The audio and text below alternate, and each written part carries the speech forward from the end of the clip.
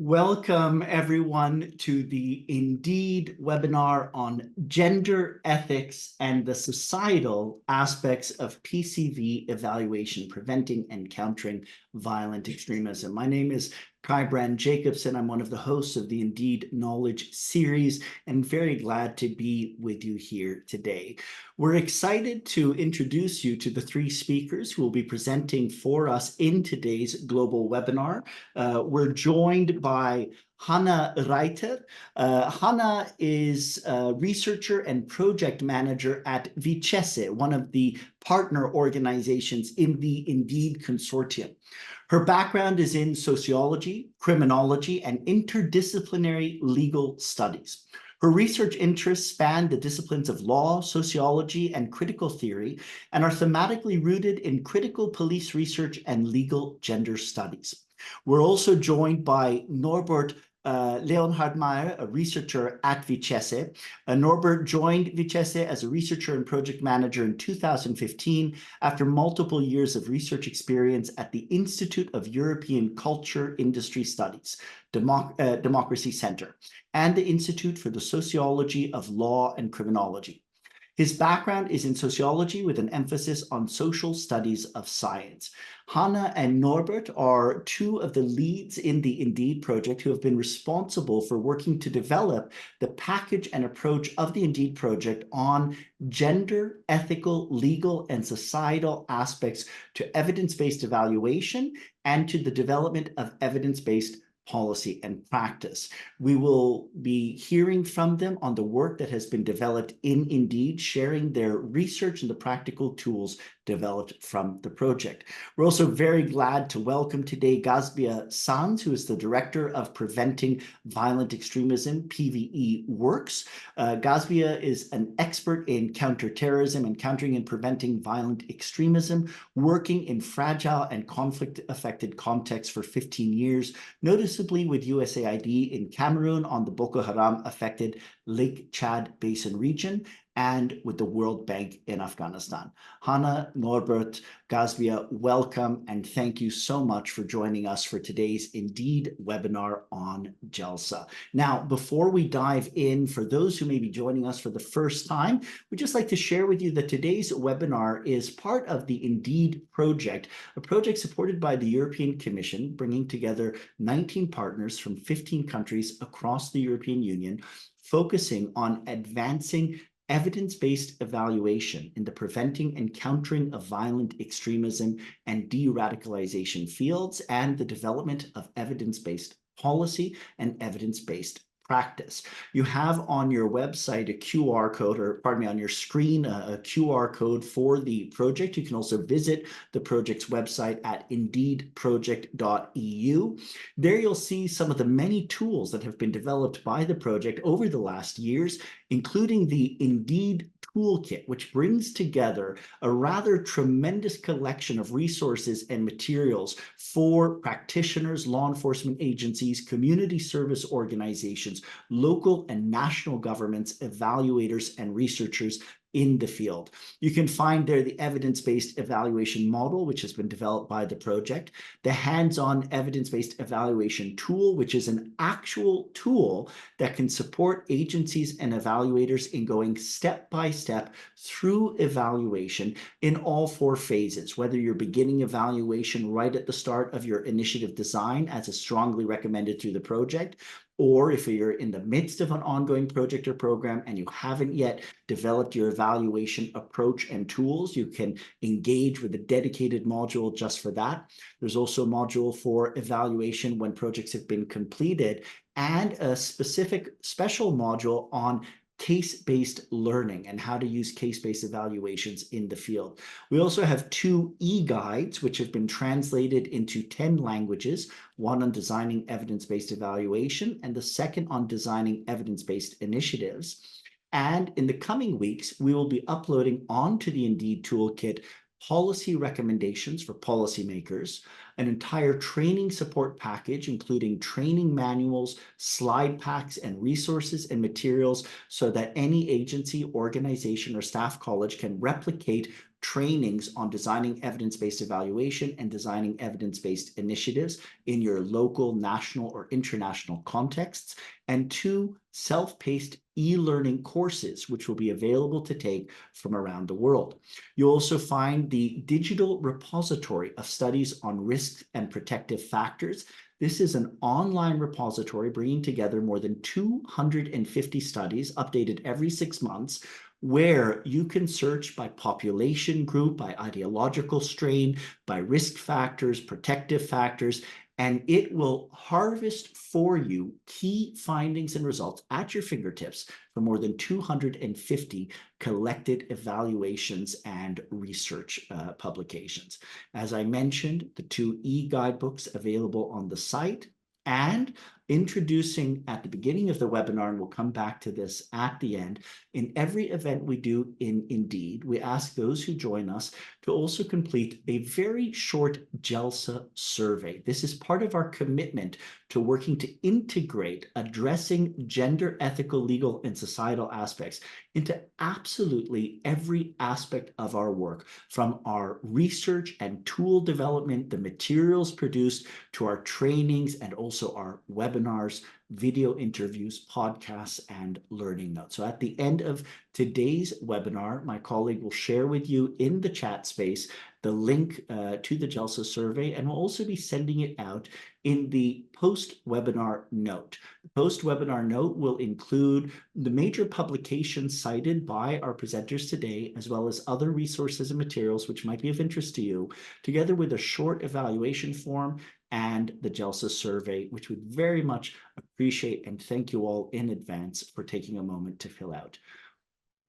Now, without taking any more time from today's focus, I'm very glad to hand over to Norbert Leonhard-Kardmeier, who will be taking us through the first part of today's webinar, discussing the gender, ethical, social, and legal gaps and challenges today in the preventing and countering violent extremism field. Again, welcome everyone to the webinar. And Norbert, I'm going to stop my presentation here and hand over to you.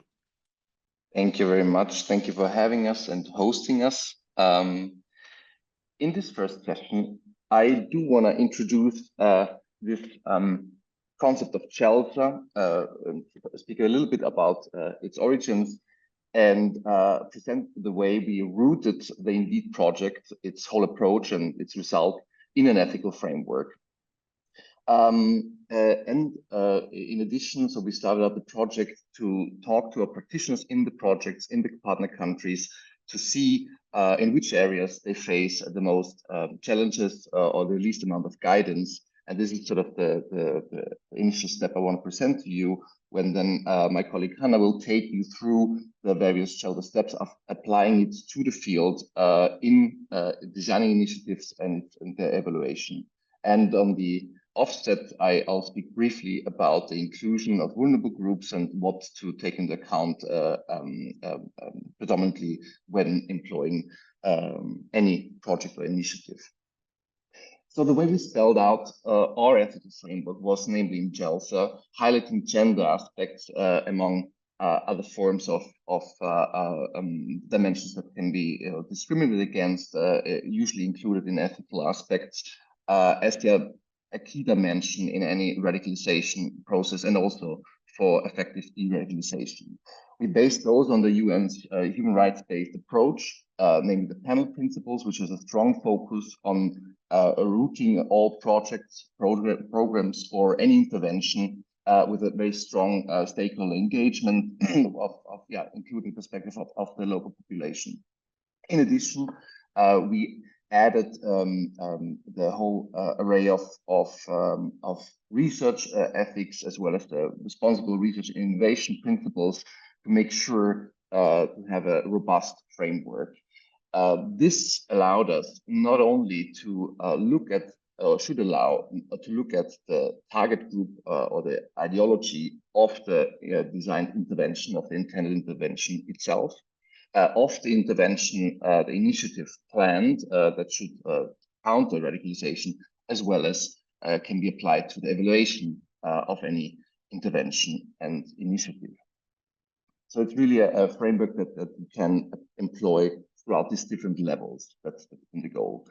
At the start of the project, the first thing we essentially did was to operationalize these GELSA principles and in a mixed method design, talk to the practitioners in the project and in the partner countries of the project to identify where they had the most security, where they saw the most relevance, and where they faced the most challenges or had the least amount of awareness, if you want. So we looked at the individual attitudes as well as asked a number of questions on how their organization supported their work with respect to these principles. So we did a survey and followed those up with a focus group of practitioners and policymakers, predominantly of the criminal justice sector, that is police and prison services and the social services in 14 partner countries. What we found was that the most relevant to their daily work and where they reported to have the most organizational guidance on was the principle of equal rights, irregardless of gender, of all human beings, the right to privacy and data protection. I think since the onset of the GDPR, that's been predominant in a lot of even small organizations. The importance and balancing of various rights, including the freedom of expression and thought, and of course, rooted in any de-radicalization work, of course, recognizing to avoid discrimination, recognizing discrimination experiences as a driver of radicalization throughout various forms of identity. However, where we did find across all countries, across all professional sectors, and across the whole sort of array of various organizational measures, the least amount of awareness as well as particular guidance was the recognition of the gender specificity of radicalization processes, as well as the involvement of communities in the initiative and to safeguard against unintended consequences on those communities and societies at large. So these gender and societal aspects you see on the right side here are the ones where we saw the most need, if you want, to be addressed in the work of Indeed. And just to give you an idea of the focus group we had, where we discussed these issues in more depth, that historically, and this is well documented in research and by the amount of research itself, de-radicalization work has been always focused on men, young men predominantly. And the consideration of women in this work is often linked to prejudiced views, whether that might be that they're particularly vulnerable as victims, or that they might be demonized in some way, or it's linked to some sort of mental instability, and not recognizing the agency of women in de-radicalization work and the positions and roles they might take within these groups and ideologies. So to really emphasize the need to address this point in all interventions and subsequent projects and initiatives. And with this short sort of overview, how we spelled out GELSA and where we found the most pressing issues to be, I would hand over to Hannah to talk about the practical application, how we spelled out GELSA in day-to-day work. Right, thank you, Norbert. So I'm going to talk about the practical applications of these points in PV CVE work and its evaluation. So any kind of initiative that you're working on, or if it's an evaluation of a program, for example, to make sure to integrate gender, ethical, legal, and societal aspects. And these aspects all have to be considered throughout the project, throughout the evaluation. So from the really planning, preparation phase, throughout the designing, implementing, executing, and also utilization after the project or after the evaluation has been finished. So it's kind of throughout the whole life cycle of the project, so to say. Can you go to the next slide, please? Thank you. So first of all, gender aspects. So as Norbert already mentioned, you have to consider the role of gender specificity. So what does that mean? That not only goes to like the inclusion of all genders within, for example, your target group or within the group that you want to reach, but also to consider really the gendered elements of radicalized ideology. So If you have, for example, the role of women in Islamist extremist groups, you have to have a specific way of thinking about what is their role, how can we reach them, how is gender there in an aspect, or also groups that are centered, whether the ideology is centered around gender. So if you have incels, for example, certain right-wing groups where it's really about masculinity, or anti-LGBT groups, where gender is really the core of their ideology, and really consider what this means for you, your work, and in your specific case. Then also consider gendered assumptions in your initiative and in your evaluation design. So this refers more to like your personal or your professional also assumptions and the composition of your team, to make sure that you include people who are not only, making sure to have a gender balance, but who are also people who are knowledgeable about these issues and who can apply a gender-sensitive approach in these cases. Then a large point is to have really a gender perspective, so not to have a mere compliance with certain regulations, but really take gender into perspective. So this refers back to the above mentioned points, but in some evaluations, some initiatives reports we have found, so we analyzed around 40 initiative reports and evaluations from the different partner countries. And in our assessment that Norbert also mentioned before, we found that gender was often mentioned or sometimes mentioned, but mostly in a tick box sort of way. So for example, we made sure to include 5 women on our sample, or to have a woman on a research team or something like that, but to make sure that it goes deeper than that. So to consider already what aspects could be of interest to your case, as gender is a key dimension in radicalization. So as I mentioned before, and therefore also in de-radicalization approaches then. And the ongoing reflection and feedback, this goes throughout all the 4 key dimensions, but just to really put that this ongoing reflection, ongoing feedback into your agenda, make sure you follow through and really document this. And then the question is also, which conclusion can your initiative or can your evaluation draw about the impact with respect to the gendered nature of radicalization? So are there some lessons learned, some good practice, maybe some bad practice in some cases? So is there anything in there that could help future efforts in that area, assist practitioners who may be dealing with similar issues, anything generalizable about this? And then, of course, in the follow-up, the care and publication, always this is kind of self-explanatory to not reproduce any kind of sexist, radicalized rhetoric in your publications, of course. And this goes kind of together with that, so to reflect with stakeholders and to communicate effectively. So this is a point I will also mention within the ethical and the societal aspects. So you make sure that you feedback your outcomes into the community, reflect upon them, reflect upon your outcomes with the people, not only inside of your research group, of your practitioner group, but also outside of your core research, evaluation, practitioner group, what have you, to make sure that those really resonate with the community and with experts, for example. Next slide. Thank you. So as Norbert also already mentioned, we have for ethical aspects, we followed kind of or throughout our whole approach, we followed the panel principles. So the panel principles are one way of breaking down what a human rights-based approach can mean in practice. And panel stands for the participation, accountability, non-discrimination, empowerment, and legality.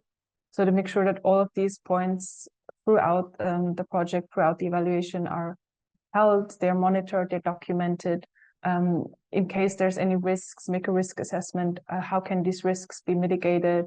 And to make sure to document, to keep an ongoing documentation of this. So ongoing management, reflection, updating of risks. Here again, just the documentation internal reflections is key. So to make sure you can follow up on those risks if you have any risks, or if there's any mitigation strategies to see how and if certain risks may develop throughout the project, and make sure to create accountability if something should happen. So for your project, for your evaluation, to have some accountability.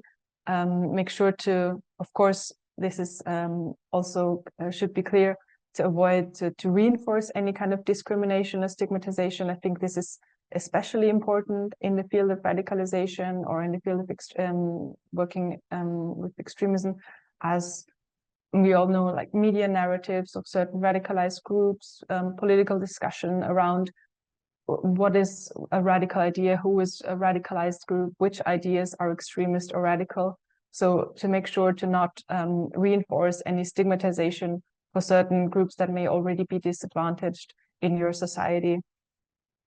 And so not only is it important to avoid and counteract discrimination as a human rights infringement per se, but also the next point to consider that oftentimes it is that exact discrimination and exclusion from like mainstream society which really drives radicalization processes and kind of fuels radicalized groups, gives them an excuse or reason to recruit even more people to their cause.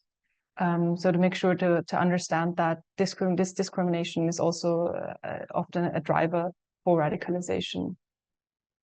And then to analyze the context of your initiatives, this should also be kind of clear. So what type of initiative are we talking about? Who is it addressing? What's the time frame? Are there any further ethical concerns that you have? For example, working with minors, working with vulnerable groups, as Norbert will mention later. And to make sure that your outcomes then are transparent and accessible. So if you have any outcomes, to make them as accessible as possible, make transparent how you got to your findings, which methods did you employ. Of course, making sure not to give away any sensitive data, personal data, but to make sure that your processes are transparent. And then again, the care and publication, no reproduction of racist or xenophobic rhetoric. This is also pretty self-explanatory as before. And kind of going together with that to mitigate against the misuse of your findings. So this is related also to the avoidance of discrimination, as mentioned above. So to make sure that your findings are not misused, misinterpreted. This is especially important if you've carried out work with vulnerable groups, as we will also later hear more about. And then to the legal aspects. So to make sure that you establish a legal basis throughout all evaluation activities. So first of all, if you're collecting data, make sure to have a legal basis for doing so. This can be through rule of law, for example, or of course, getting informed consent from your participants. If you collect consent, to make sure to keep those consent forms, keep those information sheets, any other data in a safe and secure storage, so there are no data breaches, and make sure to anonymize as much as possible in your work. Then delete and to delete all sensitive personal data once you're able to do so, and once you're allowed legally also to do so. And then, of course, the balancing of human rights. So this is in radicalization, de-radicalization work. This is kind of really important. So there are a number of human rights to be considered, but most important, most unique to de-radicalization work are, of course, freedom of thought and expression, as well as freedom of assembly. So to make sure not to infringe on those rights when involving people throughout your project, throughout your work. And then establishing some protocols, some monitoring, accountability mechanisms. Once again, it's easier to keep an overview of this topic if you establish some sort of protocol. Some organizations already have a data protocol or accountability mechanisms, a data security officer, something like that. If not, then make sure to create such documents, such guidelines, or have one person that is responsible for that. So make sure to follow these protocols, follow through on data protection and monitoring of your work. And kind of as before, so assign a role similar to the above. So some institutions, organizations might already have such a person, or a role? If not, then consider creating such a post. Or if you have one person, one entity who is really responsible, who looks at your data plan, for example, gives the okay, who can also be contacted in case anything happens, any data breaches, and who has make sure to have that person also has the technical and legal know-how to do so. And then, of course, in further use, try to anonymize as much as possible, as was mentioned before already, but particularly relevant if you want or foresee the use of data after the project or after the initiative or the evaluation, whatever has been finished. So to delete any sensitive data as soon as possible.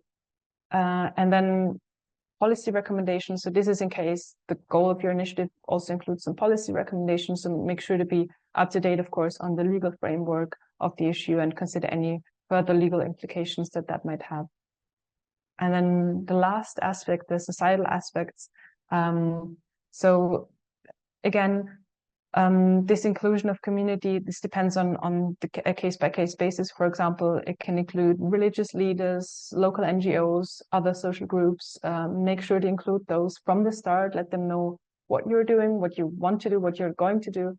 And then this is also kind of feedbacking to the last point here, feedback to those communities, those people involved, get their feedback, try to develop community-based results. So for example, if you want to measure how impactful a certain program was in deterring certain persons from extremism, you have to speak to their local guidance centers, local schools, clubs, churches, what have you.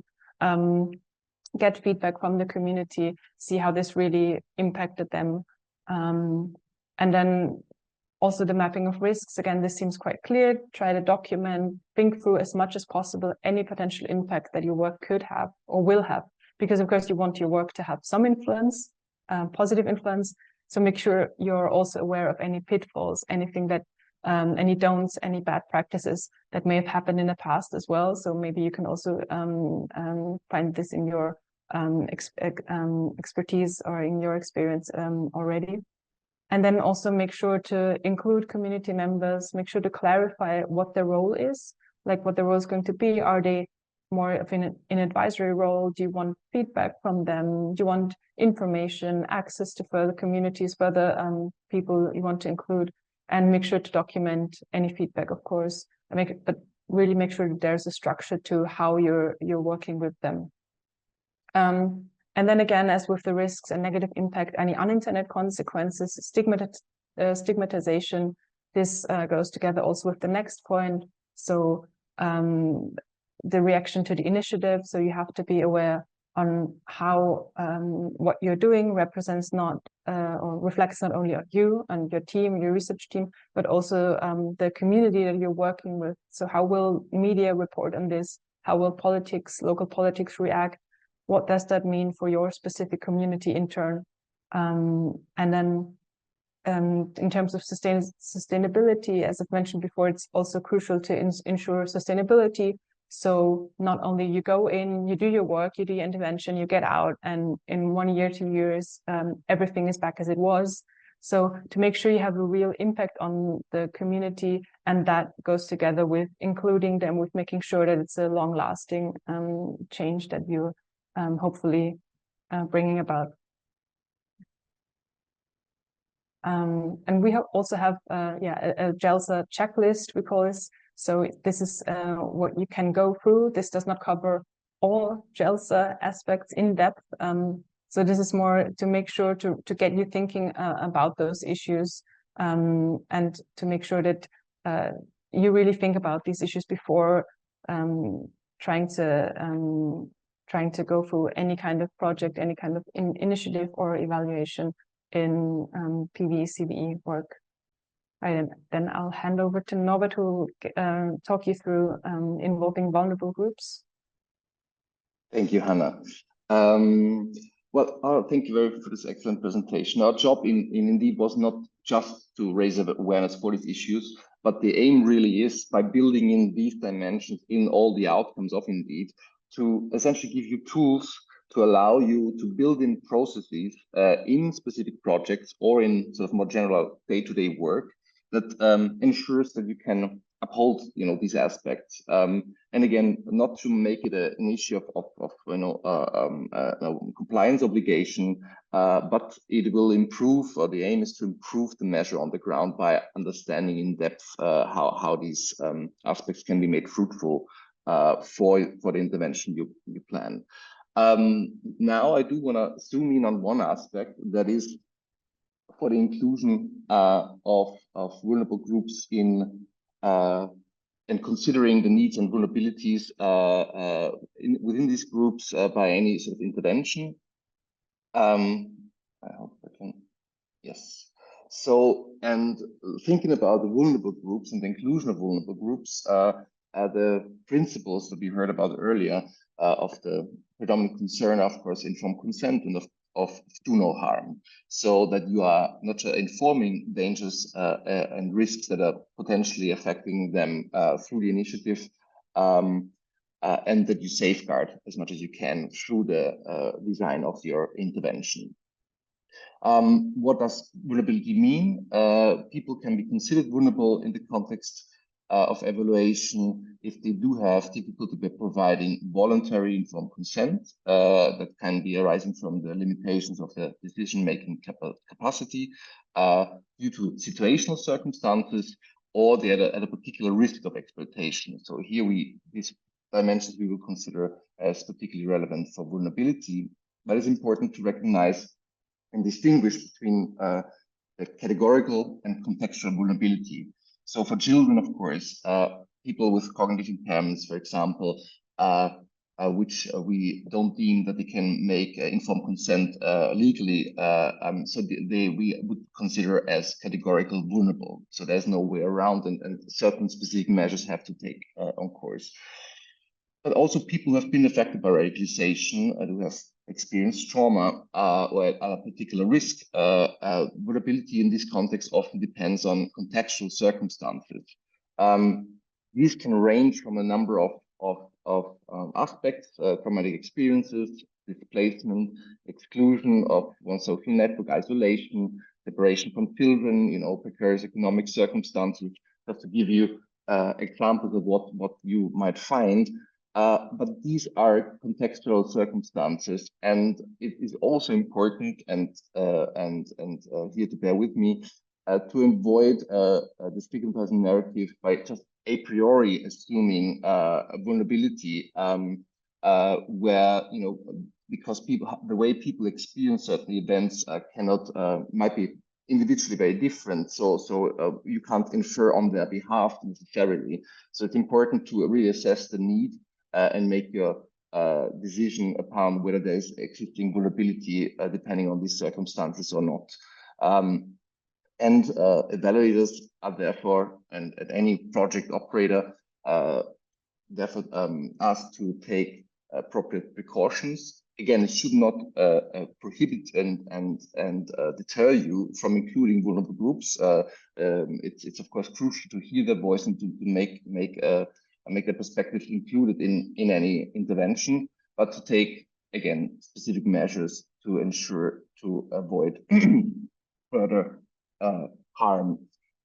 So what we propose here is to employ safety protocols, and they're basically, I'm going to present you the snapshot of two of them. You can find them and more detailed information on anything that's been said today in the more extensive documents we have produced within the project. But to consider both the participants as well as the evaluator, the researcher, the project operator, to ensure their safety throughout all stages of evaluation. And that would start with the first contact.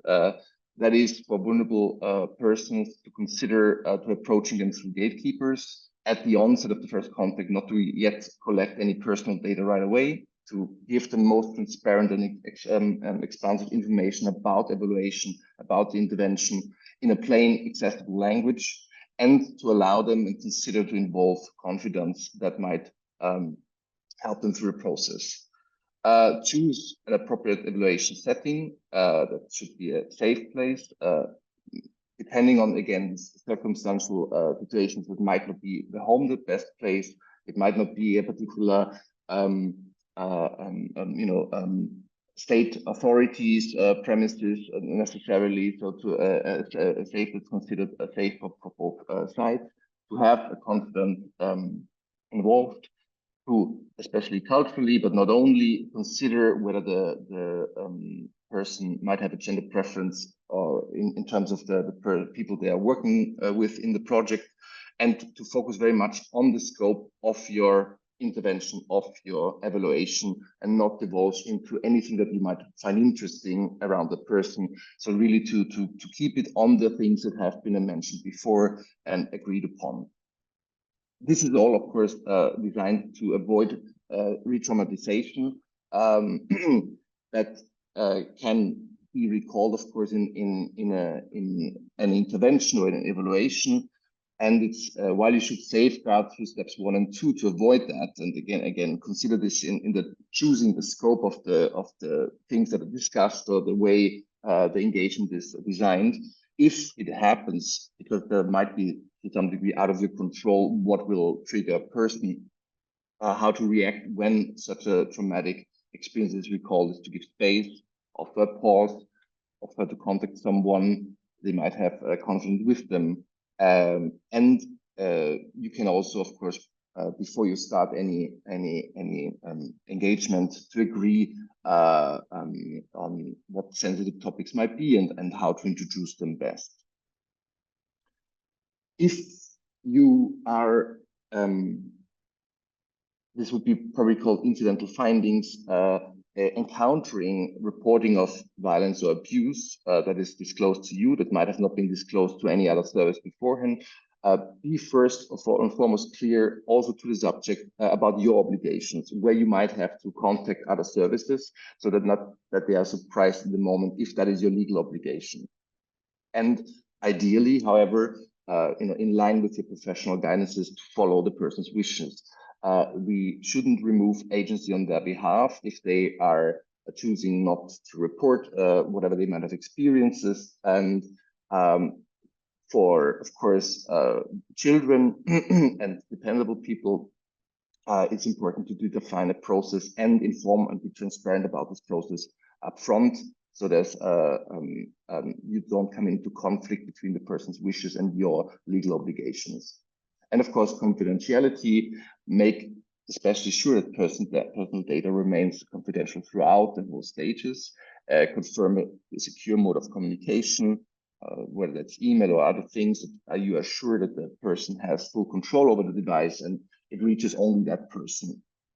You might, on request, provide transcripts so people can choose whether they are happy with everything that's been discussed and that should go in further analysis. And in cases that can be appropriate to consider remuneration, but also consider this in the design upfront and be transparent about this. Since safety not extends only to the participants, but also for the evaluators, guiding again all the stages, there is a precondition we would set is to yourself go through a trauma-sensitive interview or engagement training that will sensitize you how to manage various situations together with practitioners and dedicated professionals, counselors, therapists, and also from your perspective, when you do have the first contact, not sharing your own personal contact data.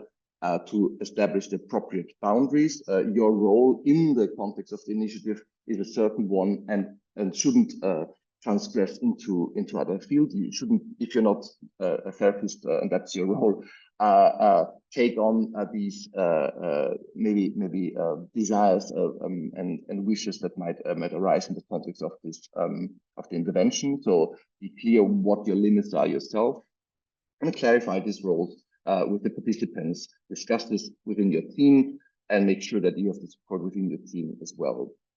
Again, do choose an appropriate setting. Don't organize in your private home.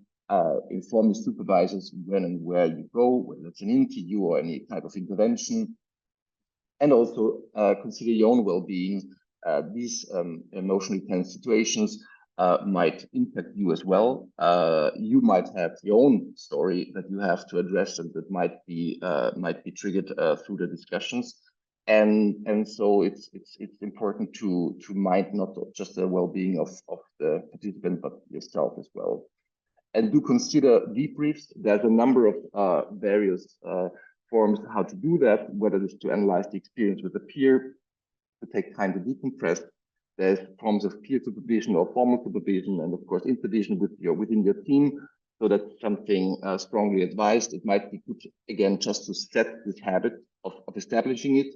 If you don't need it, it's easier to make it short or don't use it then, but not to make people and your team members ask for it, but to basically build it into the process from the start. So these are just a number of examples of what we've been working on in Indeed, and how sort of these tools would find you. I would stop at this moment and hand over to Gaskia for another presentation. Oh, sorry, the last slide. We included, and you will receive this through the package sent afterwards, a number of further readings that you might find useful, in addition to notes and the documents we produced in the project itself. Thank you very much. Norbert, Hannah, thank you very much to both of you for such a thorough and detailed presentation. And I would have to share, as one of the partners in the Indeed project from our institute, we've been profoundly impressed with the approach of the project overall, and particularly with the work of yourselves, Hannah and Norbert, in really developing hands-on practical tools, and not only developing research and publications and materials on GELSA to be applied by others as deliverables or results of the project, but also looking through all of the work packages, through all of the tasks we've done, and how to authentically integrate GELSA into the work of the Indeed project as well as its results. Now I am very excited to invite Gasbia Sanz, who will be our next speaker. Gasbia, as I mentioned in the beginning, is the director of PVE Works and has joined us for a number of excellent sessions in the Indeed Forum in November 2023. We also have a very exciting interview which has been done with Gasbia, which will be launched shortly and shared with everyone after the webinar. Gasbia, please, the microphone and the screen are yours. Thank you, Kai. Good morning, good afternoon, good evening to everyone connected. First, want to thank Norbert and Hannah for their engaging and insightful presentation on GELSA, and such depth for this framework. And thank you to Kai and Indeed and the entire team for this remarkable opportunity to present on applications to the field, insights from practitioners engaging with GELSA.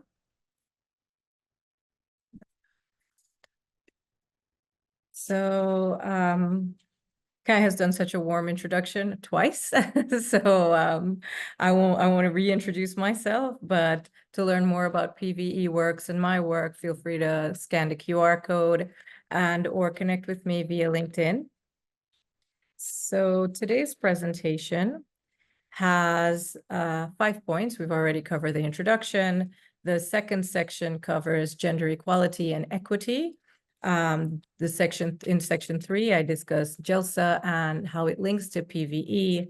In section 4, I cover in section 5, I discuss lived experiences, and really here, we're looking forward to getting to know the audience. So I encourage you to ask questions and be interactive, as this should be a safe space for us to have dialogue. And yeah, let's take it forward. So what is the difference between gender equality and gender equity?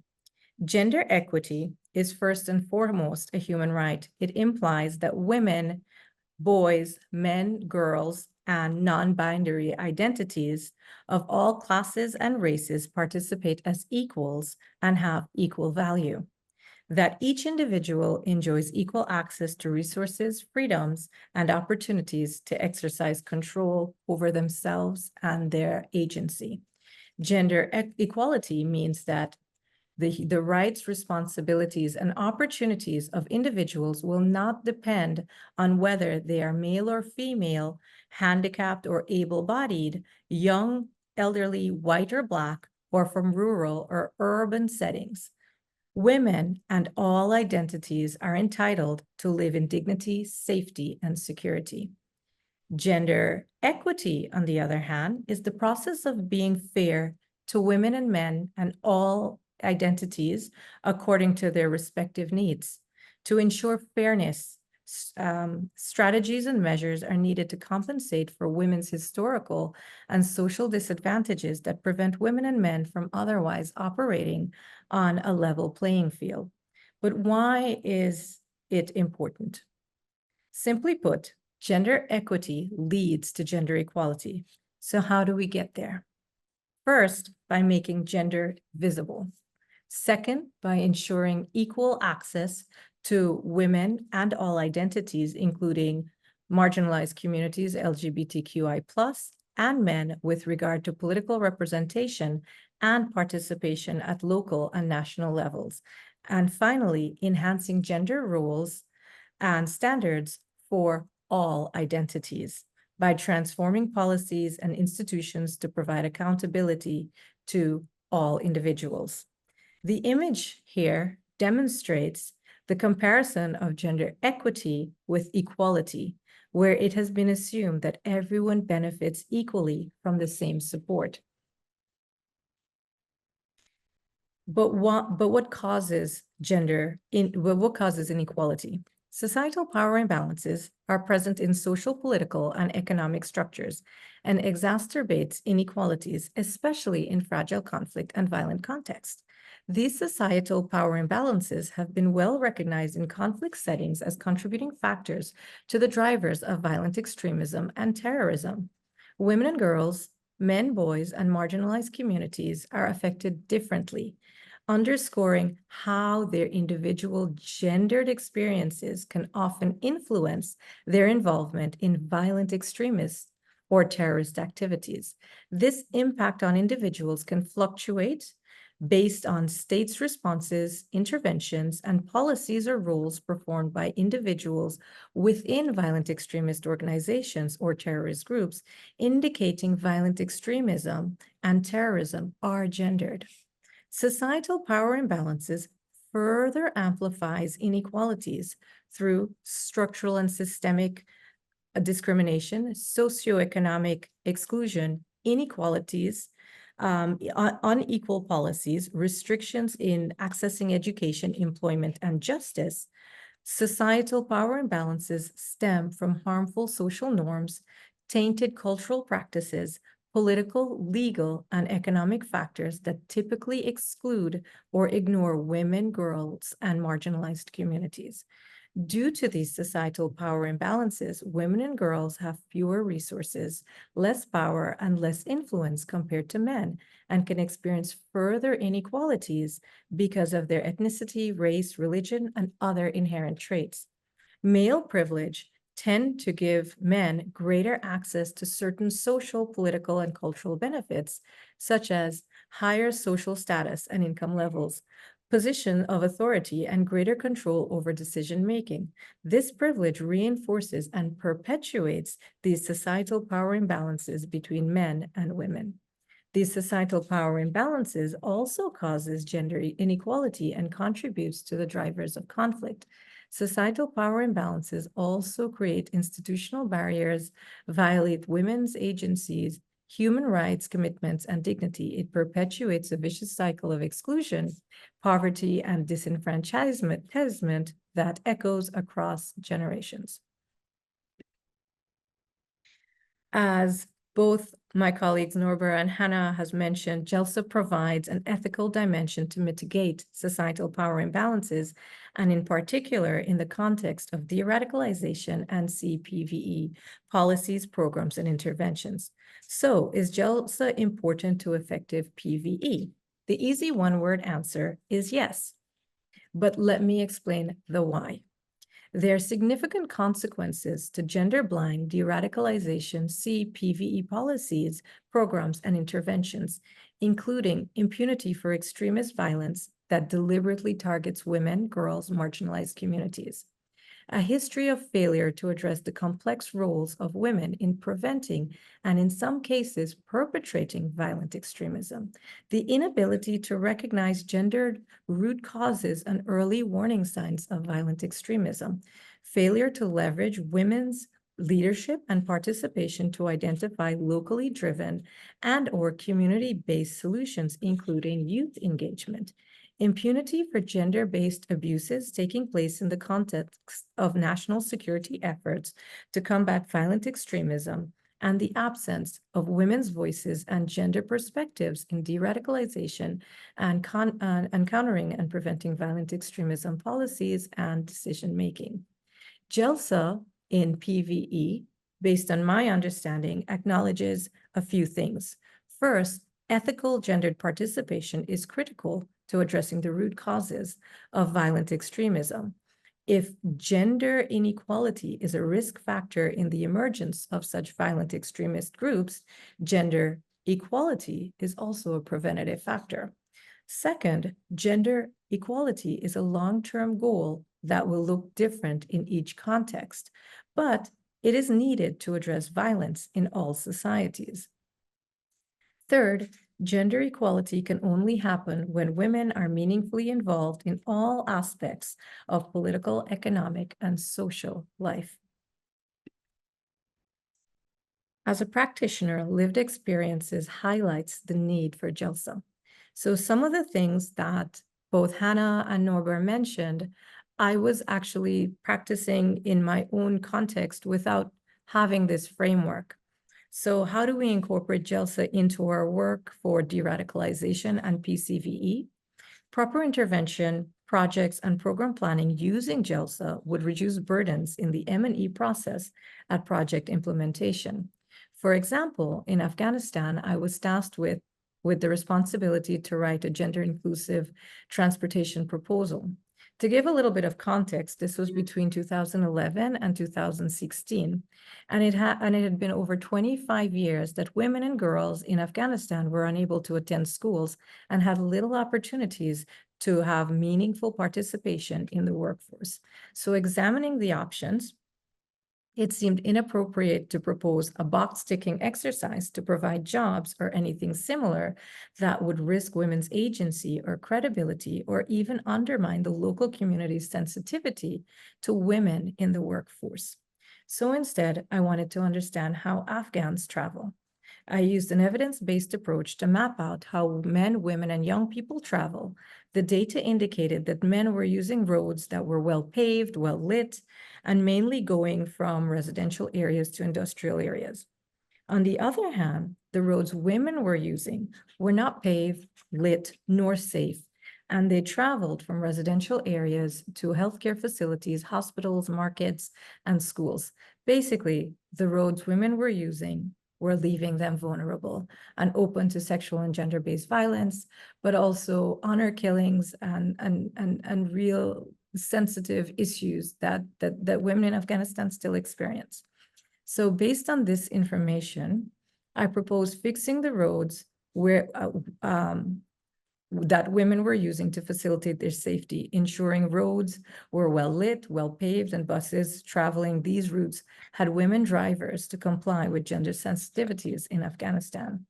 However, for me, if the GELSA framework existed several years ago, bureaucratic burdens could have been reduced, and the M&E identifying positive outcomes for women would have probably been simpler to calculate, while reducing women's vulnerability and easing their commute. Another example is based on my experience in Cameroon working on the Lake Chad Basin region. I recognized the need to incorporate sexual and gender-based violence into the PVE program on the ground. In particular, I used the Voices for Peace program, which I managed at the time, and I used the project's feedback loop as a mechanism and as an early warning system. I understood that gender-sensitive approaches were necessary to address the climate conflict trap. This insight allowed my teams and I to redesign activities to create more resilient coping strategies for our farmer herder communities. For example, learning through the early warning system and the feedback loop mechanism, we understood very clearly that cornfields served as an excellent hiding spot for Boko Haram insurgents, often resulting in violent transgressions, SGBV, and/or kidnapping of women, girls, boys, and men. And this informed our recommendation to plant crops such as onions, which were low, but also it reduced the risk of SGBV and kidnappings, and also had the additional benefit of requiring less water resources, thereby reducing tensions between farmers and herders. Again, if GELSA framework had existed and were being used throughout 2017 to 2020, I wouldn't have had to fight an uphill battle with management for these needed and necessary programs that contributed to the M&E process at project completion. So I guess the question would be, what's next? We heard Hannah and Norbert discuss GELSA's framework. As a practitioner, I've provided my point of view on why this would make life in the field easier, but also easier not just for us as practitioners, but policymakers and for the communities that are really suffering on the ground. Now, I turn it over to you, the audience, to engage with us in a question and answer portion. I have a list of my resources in case those are interesting to you. And I just want to say thank you again very much for your kind attention. And I open the floor for questions from the audience. And I pass it back to Kai in case he wants to say something beforehand. Gazvia, thank you so much, and thank you for a rich and wonderful presentation, both taking us through some background foundation understandings of the core concepts we're engaging with, and then sharing from some of your very significant experience, as well as some of the challenges you face working to try and pioneer engaging practically with gender, ethical, societal issues when sometimes those tools may not be there, the frameworks may not be there, and management and leadership may not be convinced or championing this themselves. Now, as Gazvia has said, we'd like to open up for a question and answer period. We are going to have, as an innovative component of today's webinar, a dedicated working group space where after a few moments, we will actually go into two different working groups and have the chance in small groups to really discuss how is this dealt with in your agencies and your organizations? Now, everything addressed in those small group spaces is done in a space of safety and confidentiality. It's with the aim of the Indeed webinars to provide hands-on support so that we don't only discuss and take up issues, but we have the opportunity to learn and engage together with colleague practitioners in the field and also get some feedback and input that can be relevant and helpful for us in our work, or perhaps share experiences you may have that can be helpful for others as well. But before we do that, we will have a bit of a space first for some questions and answers. Some of you have already sent me direct messages, so I will ask those questions. And as Gazvia has as well, I would like to really invite everybody, please share with us your questions. You can send them to me directly, or you can write them in the chat group as a whole. If there's anything that you would like to ask to Hannah, to Norbert, to Gazvia, or to all of our speakers together. Now, the first one that I'm going to take up was linked to, I think, Norbert, in your intervention, but it can be a question for everyone. You had mentioned, and I think Hannah as well, that these issues are often spoken of, but in a tick box approach. Actually, Hannah, was you who had said that specifically. And the speaker asks you to address a bit what we can do to overcome this barrier or challenge where, yes, in recent years, it's become quite popular and correct to speak about gender, to speak sometimes, although less so, about ethical or social issues in PCVE and de-radicalization work and in evaluation. But it really overwhelmingly we see still remains in most cases, if it is done, it is done as a tick box approach. Now, through this Indeed project, you've worked to develop some hands-on guides, the checklist, you've worked to have it integrated into the tool. And Gazbia, you spoke about your work to implement this in practice in your own evaluations and projects as well. Could we ask the three of you perhaps just to share with us a few of your thoughts? What do we need to do at this moment today in the field to go from a tick box approach to these critical issues to really making sure that they are authentically engaged with in the development and design of PCVE programming policies and initiatives, in evaluation and across the board? Yeah, thank you for the question. Maybe I can start and then Norbert if there's anything that I'm missing. So I think there's two aspects that are important, that is time and expertise. So we know, or we've also experienced this, that often practitioners really don't have the time to consider all these aspects that we've mentioned in depth. It's just not feasible sometimes in a day-to-day work frame. And that also goes back to the expertise. So if you have, for example, if you have a person or if you have a group that you consider has this expertise, because there's a lot of expertise already in the field. There's lots of studies on gender and radicalization and what works, what doesn't work, which aspects are important. So really to see gender as a key dimension, as I said, in radicalization and therefore also in de-radicalization approaches. And to, of course, this is then a time constraint to make sure that you have, you know, the discussions that are up to date, that are had in practitioners' approaches to this.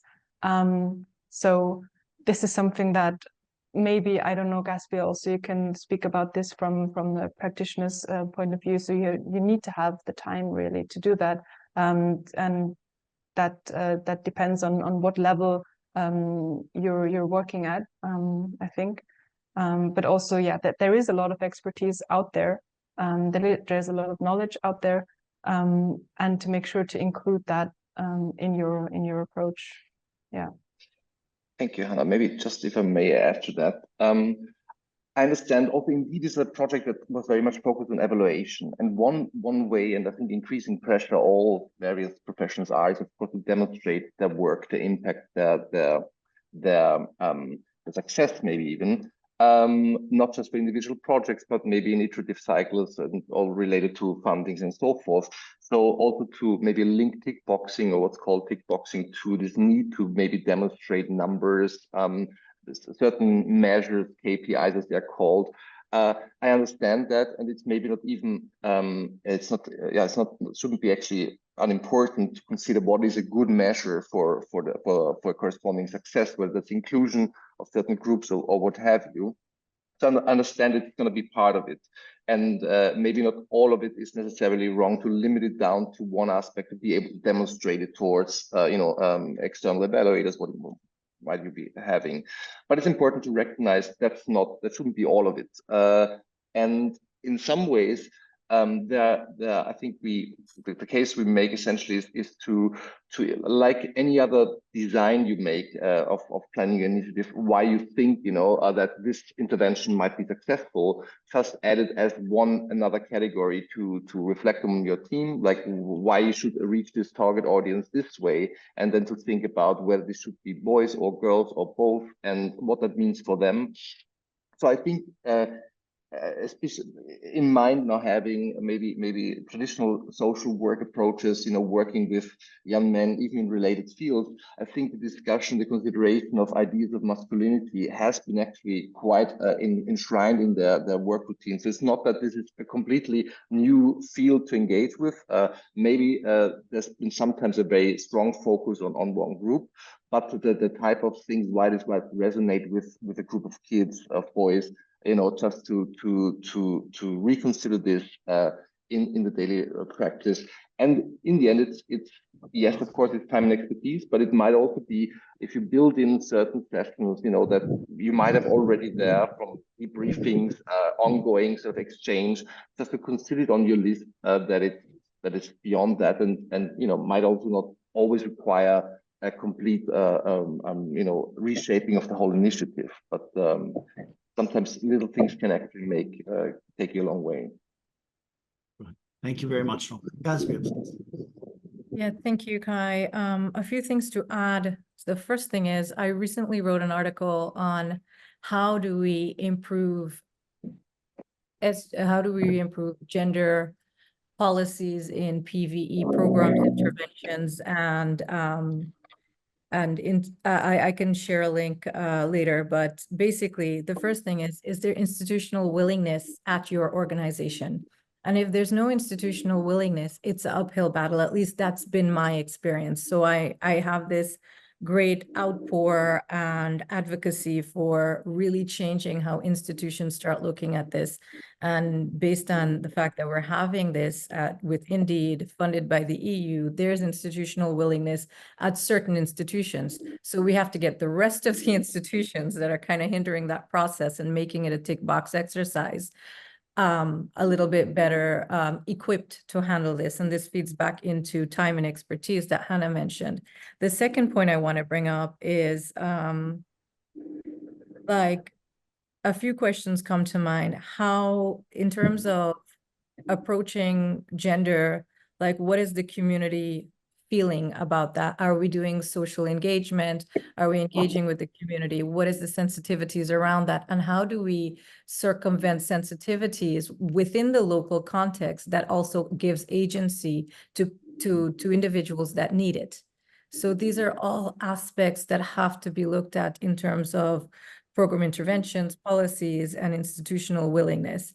I'll link the article because I think it's a longer read, but that's it in a nutshell.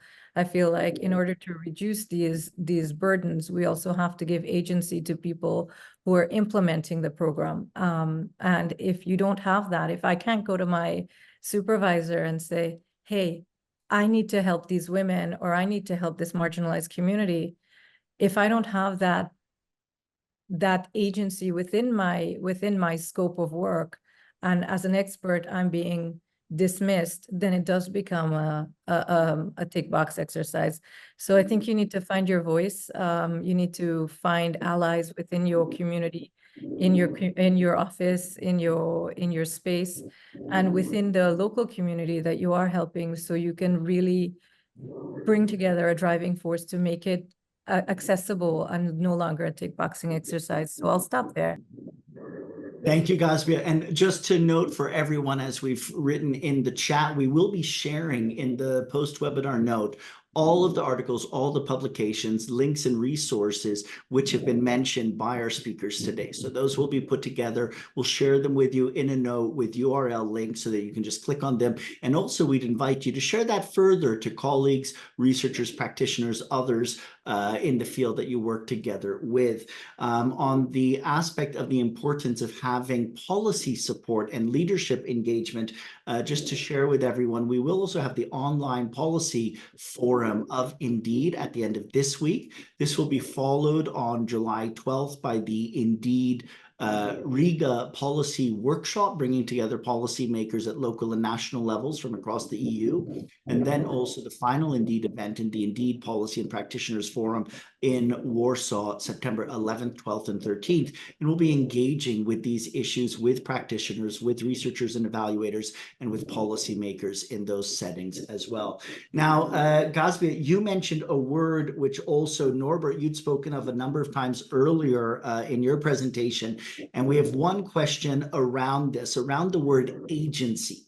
And our participant wrote that from their experience of evaluations, these are often done as very top-down imposed processes with evaluators coming in because of donors requiring it, and that as practitioners and professionals in their agency, they often find that this is very much aimed at gathering information, and then an external, what's presented as an expert, making judgments and evaluations, often without having actually real knowledge or understanding of the issues, not sufficiently engaging with the communities or with the groups that the project is working with, or with practitioners, and that this process, and they're referring here to how evaluation is often done in the PCV field, really makes people feel robbed of agency. And I wonder how you would reflect upon that reflection on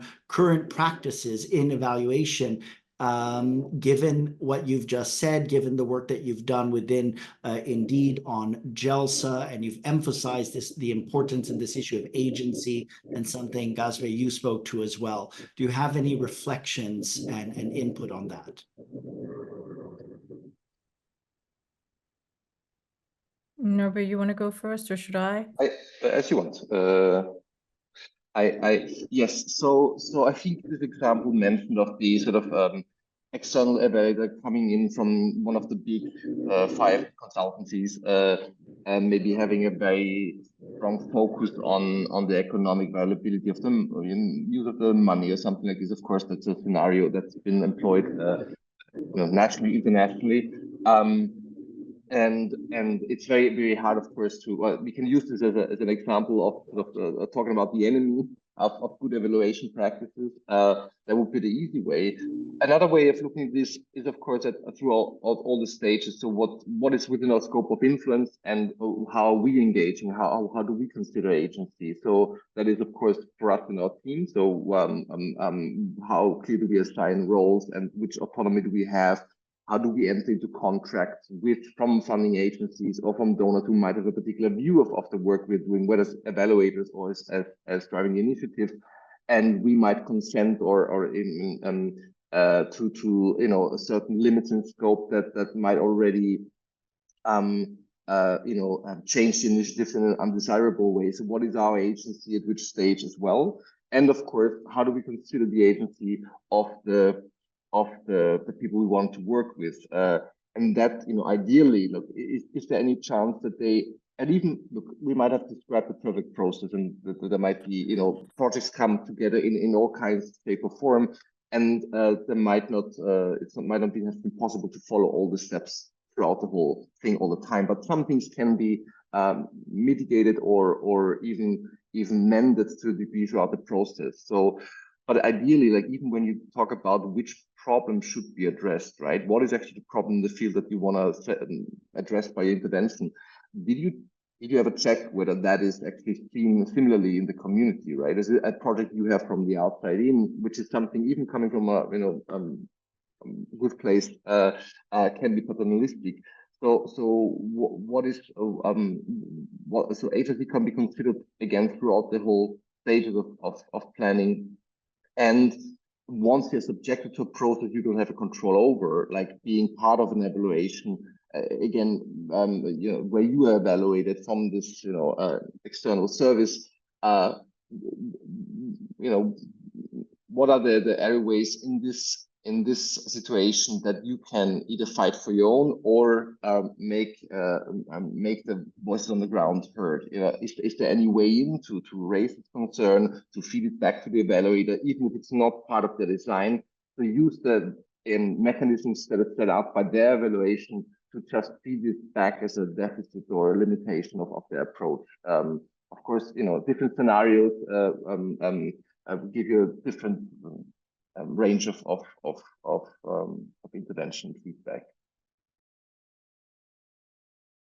Just to add a little bit to what Norbert said, I think I'm a big advocate for community-led development, and the reason for that is you get very quickly to understand what the community wants. And if it's being led by the community, then we have local counterparts doing knowledge sharing with international counterparts, and then you have this better fusion of ideas, or better understanding between local counterparts and international counterparts of what is feasible and what is acceptable to the community.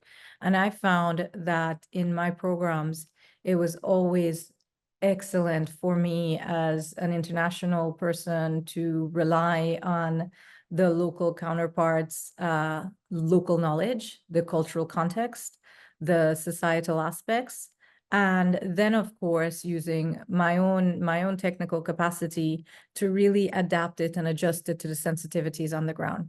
Because if we don't work in unison, there's no sustainable process, you know. So if we do it this way and we teach what we know and we have this knowledge transfer between the international and the local counterparts to the communities that are actually affected, then we see the agency starts to develop on its own, and then the community can then sustainably keep those program objectives or ideals or outcomes, and then you see them replicating it in their own ways. And I've seen that firsthand, and I feel like that's the way to do it, is really just ensuring that the agency is not just with an international community, donors, experts, etc., but with the local experts as well, and the local boots on the ground with those communities, and really just galvanizing that information to funnel it back into what we really want to see, which is a sustainable process to eradicate violence. So I will stop there. I hope that answers the question.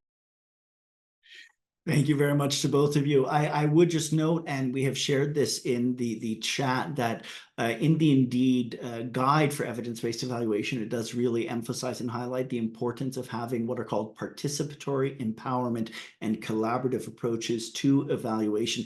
There's some absolutely brilliant material that has been done and work in this field, and we've really seen from the more professional front of the field of evaluation a transformation of approaches from the 1980s and 90s, or what's still done by sort of the conventional standard, where it is an external academic expert that comes in and evaluates to more professional and appropriate models of evaluation that engage in more empowerment, participatory, and collaborative approach, and really involve practitioners and professionals from agencies and organizations, as well as communities and stakeholders.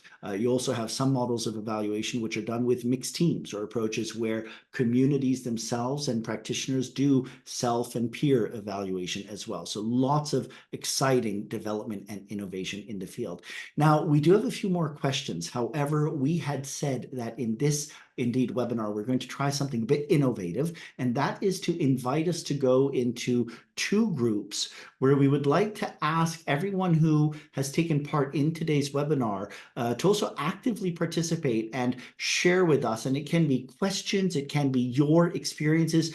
We're going to focus on this question: to what extent and how do you engage with gender, ethical, and societal aspects in your own work? So to what extent and how do you engage with gender, ethical, and societal aspects in your work? That can be in your work on PCVE or related programming, in your work as evaluators, whatever the context is for you. We'd like to create a space to invite you to share with us your experiences, as well as if you are facing challenges, to share those, or if you have good practices and experiences. We don't have too long a period. We'll have about 10 minutes for the small group discussions. Our colleague Norina is now going to she'll set up the rooms. Norina, we can do that now if that's okay. And then everyone should receive something on your screen that invites you to click to join the room. So if you can, we're going to go into the two different rooms and ask us to discuss and to share your experiences with integrating gender, societal, and ethical aspects into our work. Welcome back, and thank you to everyone who joined in the working groups. I see that our number got a bit smaller as we went from the full webinar session, where we were about 25 most of the time, to then going into the breakout groups. But I hope that for those who did take part, it at least provided a good opportunity for some more one-on-one and hands-on discussion. Now, I'm just going to very briefly, at the end of today's webinar, share some of our upcoming events within Indeed. I'm actually starting with sharing here what was posted in the chat as well. And this is just to highlight, as it links so importantly with today's topic, it's the basic model of evidence-based evaluation that's being put forward by the Indeed project. And where it's innovative is that it emphasizes the importance in evidence-based evaluation and evidence-based policy and practice of really rigorously engaging with best existing knowledge and evidence, and evidence which has been tested and validated. And what this looks at is looking at within your own agency and organization, but also looking at within other agencies and organizations and within other sectors. What are the lessons identified, or what we would hope would be lessons learned? What have been past experiences? Too often when we design initiatives or policies, we don't robustly engage with already existing evidence of what has been learned by our own and by other experiences in the past. And this is where also the Indeed repository available on the Indeed website can be helpful. The second component of the evidence-based evaluation model is engaging with stakeholder and community values, preferences, needs, and circumstances. And this highlights right away the importance of recognizing agency and engaging with communities and stakeholders as legitimate critical actors in PCVE and de-radicalization work, or in working to prevent and counter violent extremism. Here, many evaluations may engage with stakeholders as sources of information, but don't look at authentic agency and participation, or see how they can play roles also as owners and agents in the evaluation. The third pillar is professional judgment and expertise, really identifying the importance of authentic engagement with practitioners, both in our own agencies and organizations and in others, recognizing that there's a lot of deep knowledge and experience that is owned by practitioners, but we don't often bring that up. Also looking at the agency of practitioners in evaluation and the importance of their making sense of the information gathered and being able to look at the recommendations that are there. Again, the tool that is available on the Indeed website, will link and share this with everyone at the end of this session. You'll get it in the note we send out after. And then just to share with you some of the upcoming events, we have on the 9th of July, an Indeed webinar on developing and implementing evaluation support tools. Here we will hear from partners from the Pre-Val network in Germany. It's one of the only initiatives we have internationally of a national learning partnership that has been set up, bringing together researchers, practitioners, government agencies, and others to look at harvesting lessons from their experiences in dealing with preventing and countering violent extremism and de-radicalization. They'll look at what are some of the support tools which can help us in implementing evaluation, developing them, and how to implement them. We have a series of cascade trainings which are happening in Latvia, Bulgaria, Finland, Germany, Belgium, Spain, Portugal, Romania, and elsewhere, the Netherlands. Over the coming months, information on those are shared via the Indeed portal, via our national partners, and on the Indeed website. We also, as mentioned, will have the e-learning courses, which will be launched very soon.